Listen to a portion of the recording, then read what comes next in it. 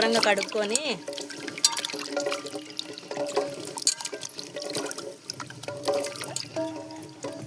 గిన్నెలో పెట్టేసుకున్నాం.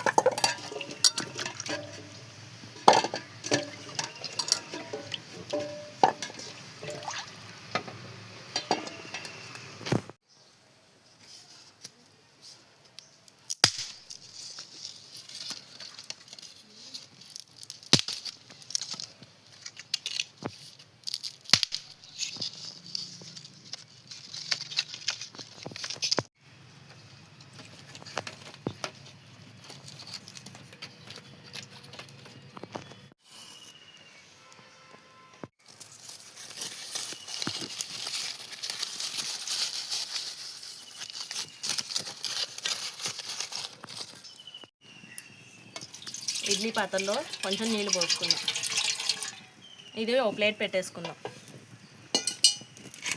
ఈ కడుక్కున్న ఉసిరికాయల్ని ఇలా పెట్టేసుకుందాం. ఆవిరి మీద ఉడకనివ్వాలి.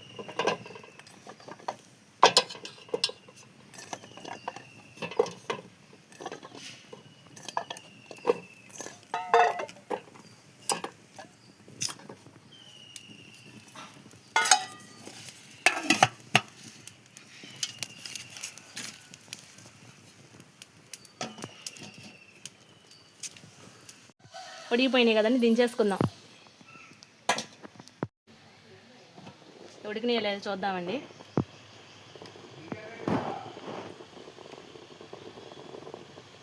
ఇట్లా ఇట్లా ఇట్లా అనగానే చక్కగా దిగిపోవాలి. అది అట్లా ఉడికినట్టు.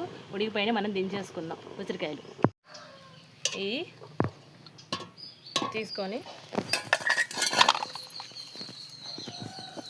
ఈ గిన్నెలో వేసేసుకుందాం.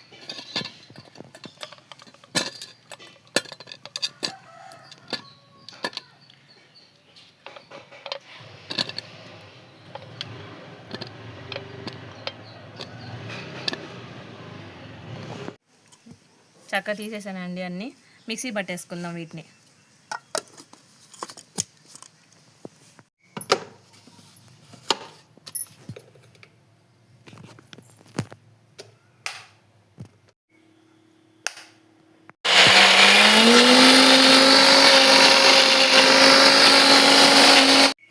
కొంచెం వాటర్ యాడ్ చేసుకోవాలి. మెత్తగా పేస్ట్ చేసుకోవాలన్నమాట.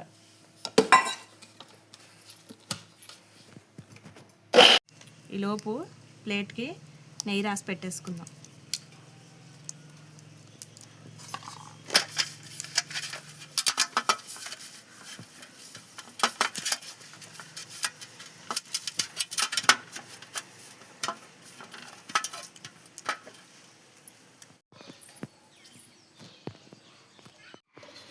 ఇప్పుడు గిన్నె పెట్టేసుకుందాం.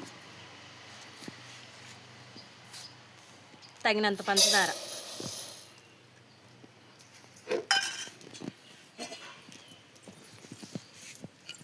కొంచెం పందార కడగడానికి పాకం పట్టడానికి అన్నమాట. నీళ్ళు పోసుకుందాం. ఈ కరిగేంత వరకు చిన్న మంట మీద కరిగించుకోవాలి. ఈ పంచదార బెల్లమైన వాడుకోవచ్చు మీరు.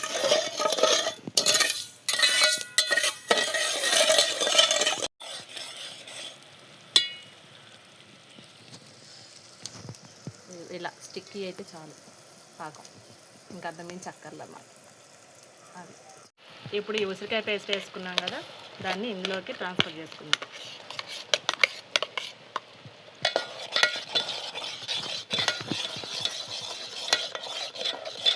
చక్కగా ఉండలు లేకుండా కలిపేసుకుంటే సన్నని మంట మీద చేసుకోవాలండి.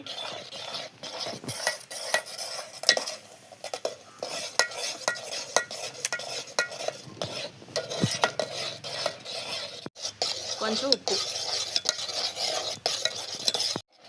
అంటుకోకుండా ఉంటాను. కొంచెం నెయ్యి, దగ్గర పడిగిందాక తిప్పుకుంటూ ఉండాలన్నమాట, లేదంటే మాడిపోతుంది. సన్నని మంట మీద తిప్పుకుంటూ ఉండాలి. చూసారా, దగ్గర పడింది. ఇప్పుడు మనం కొంచెం కార్న్ఫ్లోర్ పిండి, 1 టేబుల్ స్పూన్ కార్న్ఫ్లోర్ పిండి కలిపి వేసుకుందాం. కార్న్ఫ్లోర్ పిండి 1 స్పూన్ కలుపుకున్నాను. ఇప్పుడు దీంట్లోకి పోసేసుకుందాం. జస్ట్ 1 స్పూన్ చాలండి. ఇవి కూడా దగ్గర పడిన తర్వాత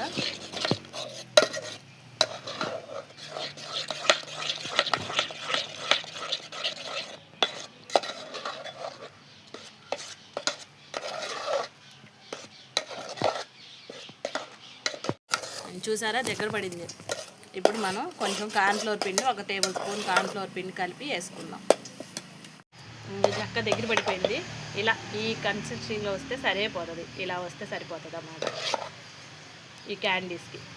ఇప్పుడు దించేసి ప్లేట్లోకి ట్రాన్స్ఫర్ చేసుకుందాం.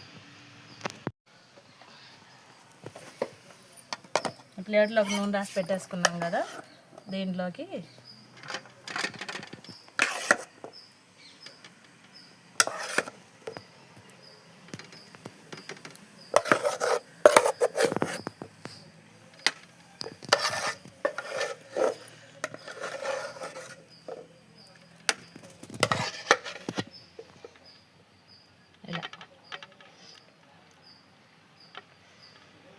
ఇది కంప్లీట్గా చల్లారిపోవాలన్నమాట.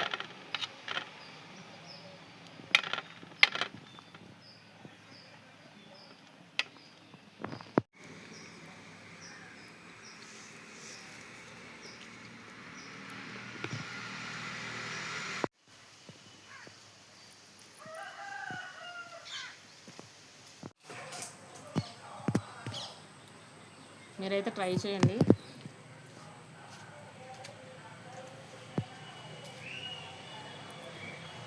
పుల్లపుల్లగాను సూపర్గా ఉంది. మీరు కూడా ట్రై చేసి సంవత్సరం పాటు నిలవ పెట్టుకోండి. మన ఛానల్ లైక్ చేసి సబ్స్క్రైబ్ చేయండి. Thanks for watching.